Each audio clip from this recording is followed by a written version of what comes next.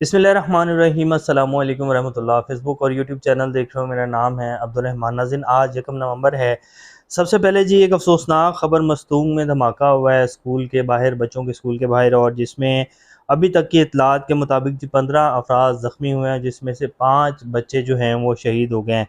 ये एक बड़ी अफसोसनाक ख़बर है जी। और पाकिस्तान में सिक्योरिटी की जो सूरत हाल है वो हर आए दिन के साथ मज़ीद जो है अबतर होती जा रही है। और हमारी जो सिक्योरिटी नाफिज करने वाले अदारे हैं, जो एजेंसीज़ हैं, पता नहीं वो समझ से बाहर है कि जी वो क्या जो है कर रही हैं सिक्योरिटी को लेकर।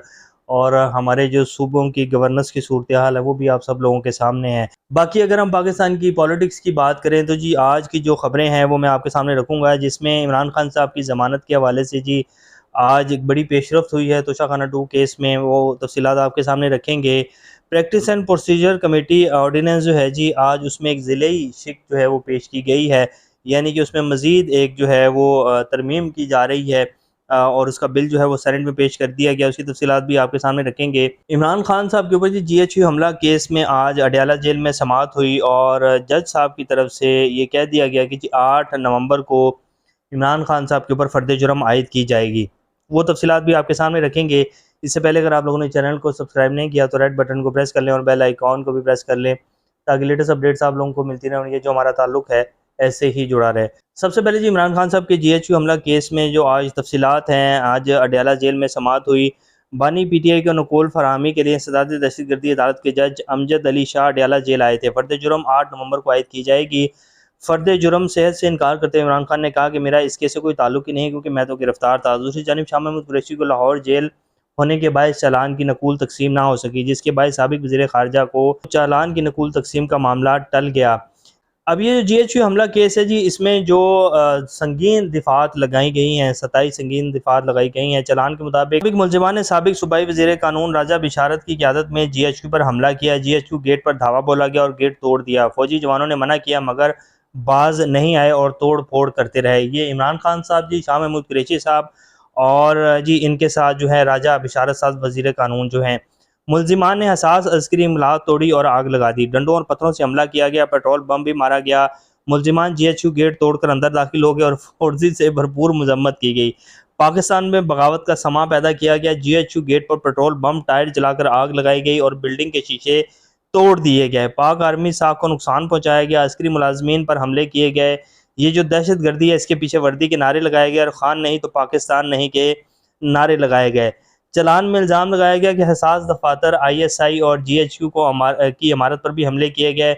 मुजाहरा और एहतजाज मुनज़्ज़म साजिश मुजरिमाना के तहत किया गया। मौके पर 6 मुलजिमान गिरफ्तार किए गए। इनकी निशानदही पर मज़ीद गिरफ्तारियाँ की गई। चलान में इस्तदा की गई कि मुलजिमान को सख्त तरीन इबरतनाक सज़ाएँ दी जाएँ। सुभान अल्लाह जी, ये आप देखें कि हमारी पुलिस ने और हमारे जो कानून नाफिज करने वाले अदारे हैं और जो हमारी हुकूमत है, उन्होंने कितना ज़बरदस्त चलान पेश किया जी कि जी जो है GHQ पर हमला हो गया जी, पेट्रोल बम मारे गए, उनकी कोई CCTV वीडियो नहीं है जी।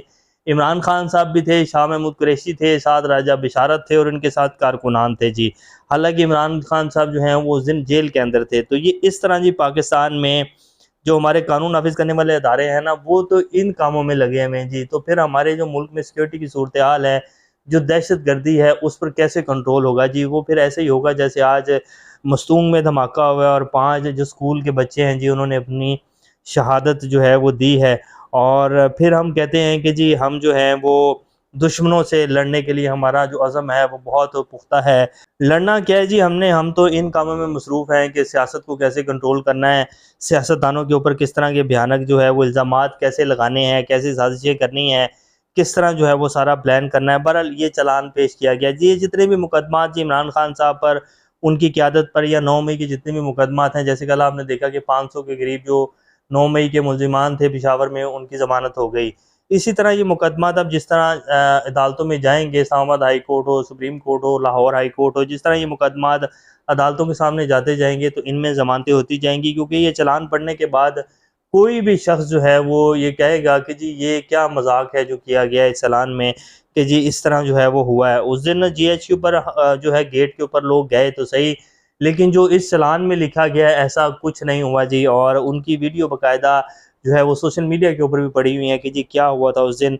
और कौन लोग थे वो। लेकिन खैर अब आ जाते हैं कि जी तोशाखाना 2 केस में इमरान खान साहब की ज़मानत जो है वो दायर की गई, और ये बहुत बड़ी पेशरफ्त है जी। जस्टिस मियां गुल हसन औरंगज़ेब साहब की अदालत में ये जो है दरख्वास्त आई, तो उन्होंने उसके जो एतराज़ात थे उसको दूर करके जो है रजिस्ट्रार साहब को कह दिया कि जी पीर के रोज़ इसको समाअत के लिए जो है इसके ऊपर बेंच बैठेगा। अब मैं इसकी तफसीलात आपके सामने रखता हूँ। जस्टिस मियां गुल हसन औरंगज़ेब ने केस की समाअत की, जबकि मुद्दई इमरान खान की जानिब से आयशा खालिद, शाहीना शहाब और दीगर अदालत में पेश हुए। अदालत ने वकील दरख्वास्त गुजार से इस्तफसार किया कि ये क्या दरख्वास्त है, इस पर तो रजिस्ट्रार ऑफिस के एतराज़ात हैं। आयशा खालिद एडवोकेट ने अदालत को बताया कि ये इमरान खान की तोशाखाना 2 केस में ज़मानत की दरख्वास्त है। जस्टिस मियां गुल हसन औरंगज़ेब ने कहा कि आपने रूल्स ऑफ कंसिस्टेंसी ये है, मगर ये तो मर्द हैं।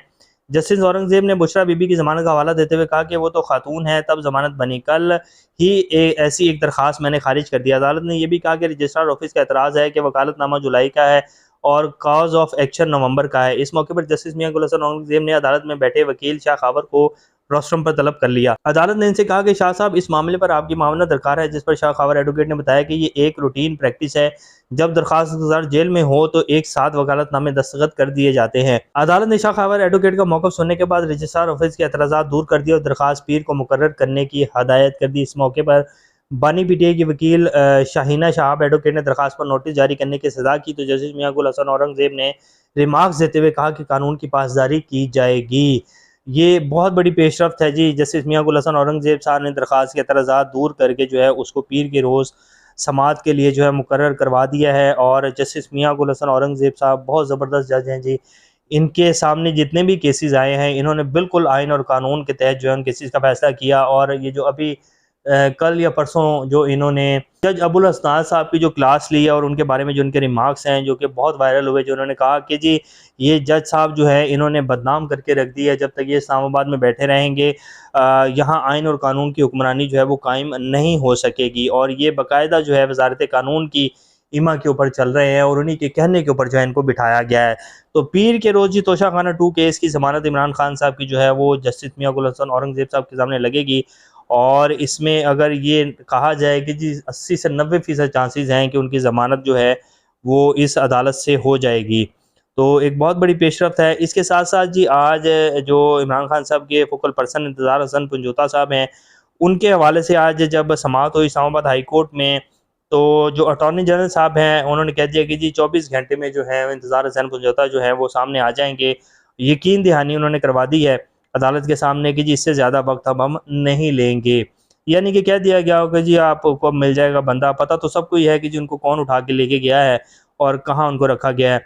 इसके साथ साथ जी आज सेनेट में जो है एक तरमीमी ऑर्डिनेंस प्रैक्टिस एंड प्रोसीजर तरमीमी ऑर्डिनेंस 2024 पेश किया गया, और ये पेश जी किया वज़ीर कानून साहब आज़म नज़ीर तारड़ साहब जो हैं उन्होंने इसको पेश किया, जिसके बाद इसे मुतल्लका कमेटी के सुपुर्द कर दिया गया। प्रैक्टिस एंड प्रोसीजर एक्ट के सेक्शन 2 में एक ज़िली शिक शामिल की गई, जिसके तहत कमेटी में चीफ जस्टिस पाकिस्तान के अलावा एक सीनियर तरीन जज और एक चीफ जस्टिस पाकिस्तान का नामजद करदा जज शामिल होगा। सेक्शन 3 की ज़िली शिक 2 के तहत आर्टिकल 184 की शिक 3 के तहत मामले पर समाज से कबल मुफादे अमा की वजूहात देना होंगी। आर्डिनेंस में सेक्शन 7A और 7B को शामिल किया गया है। 7A के तहत ऐसे मुकदमा जो पहले दायर होंगे इन्हें पहले सुना जाएगा। अगर कोई अदालती बेंच अपनी बारी के बरखिलाफ केस सुनेगा तो इसकी वजूहात देना होंगी। अच्छा, ये जो इसमें प्रैक्टिस एंड प्रोसीजर में अब ये किया गया नहीं जी, ये तो अब जो पहले प्रैक्टिस एंड प्रोसीजर तरमीमी ऑर्डिनेंस था उसी हवाले से जो है दोबारा उसको उसी शक्ल में आज बहाल करने का जो है वो कह दिया गया है। और इसके साथ जो एक ये शिक इसमें शामिल की गई है ना कि जी जो मुकदमात पहले दायर होंगे उनको पहले सुना जाएगा, ये सिर्फ़ और सिर्फ इसलिए की गई है कि ये जो हुकूमती जो मखसूस नशिस्तें हैं उनका जो मामला है अभी सामने ना आए और उसको जो है वो अदालत ना सुने, और इस तरह जो है हमारी जो हुकूमत है वो चलती रहेगी। लेकिन आने वाले कुछ ही दिनों के अंदर जी मखसूस नशिस्तों का केस जो है वो रिव्यू का जो केस है और जो कंटेम्प्ट ऑफ कोर्ट है इलेक्शन कमीशन के हवाले से, उस दरख्वास्त के ऊपर समाअत होने जा रही है जी। और ऐसी बखियाँ उधेड़ी जाएंगी इलेक्शन कमीशन की और हुकूमत की कि आप लोग तसव्वुर नहीं कर सकते हैं। सिर्फ कुछ दिन का इंतज़ार करें, हुकूमत की जितनी चालें हैं जो कुछ हुकूमत कर रही है, सुप्रीम कोर्ट के जो 3 सीनियर जज हैं जी, जस्टिस मुनीब, जस्टिस मंसूर और जस्टिस याह्या अफरीदी, ये सब देख रहे हैं जी। और आप देखते जाएं कि इनके साथ आने वाले दिनों में बनने क्या जा रही है। इनकी जितनी भी चालें हैं सारी नाकाम होंगी। तो ये जी अभी आज की कुछ ताज़ा तरीन सूरत हाल है। हमारे जो वज़ीर आज़म साहब हैं जी वो कतर के दौरे के ऊपर हैं, आप सब लोग जानते हैं। उन्होंने वहाँ कतर के जो ताजिर हैं जी उनको कहा कि पाकिस्तान में तवानाई और इंफ्रास्ट्रक्चर और दीगर शोबों में आगे सरमायाकारी आप लोग करें।